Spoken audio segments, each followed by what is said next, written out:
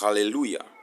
Tunaendelea na somo yetu ambayo inazungumuza kuhusu siri za giza kama zinaanza kuonekana ndani ya nyumba yako.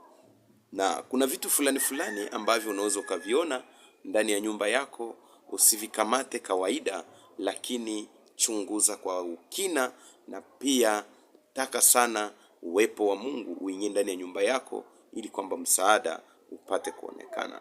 Leo tutapima kuzungumuza mambo manne ambayo itakusaidia kuelewa vitu fulani ambavyo ni kawaida vinatokea sana, kuonesha ya kuwa unashambuliwa na nguvu za giza.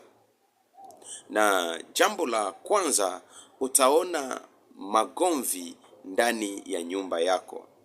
Magomvi inakuja kila mara kwa mara, wakati ambapo ulimwengu wa giza imepangilia jambo ili kwamba imirudishe nyuma kimaisha. Jambo la pili, inaamua mweye msikuwe na amani ndani ya nyumba. Ndipo utakutana fujo kila siku, makelele kila siku. Leo mnatengeneza, kesho makelele. Kesho mnatengeneza, kesho yake makelele. Jua ya kuwa kuna shambulizi. Isitoshe, jambo la pili, unaweza ukakutana mabishano pia. Mabishano iko mingi sana, na vitu ambavyo mnavyobishana hako ni vichache ambavyo havina maana, na vinaleta pia matatizo makubwa sana. Ukiona mabishano ya mara kwa mara, elewa ya kuwa kuna shambulizi ya nguvu za giza.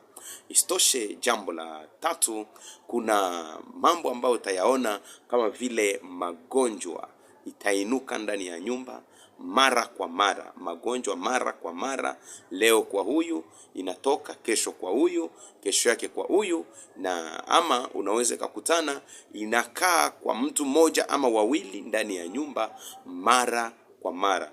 Huyu ni mgonjwa leo, akipona huyu anakamata, akipona huyu anakamata huyu mwingine.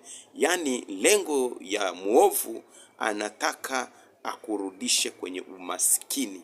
Pesa ikiingia nyumbani lazima iondoke ulimwengu wa giza. Na jambo la nne ambalo ni la mwisho, utakutana nyoka anakuwa naonekana ndani ya nyumba yako mara kwa mara. Elewa ya kuwa kuna nguvu za giza. Yawezekana uende kwenye choo unakutana.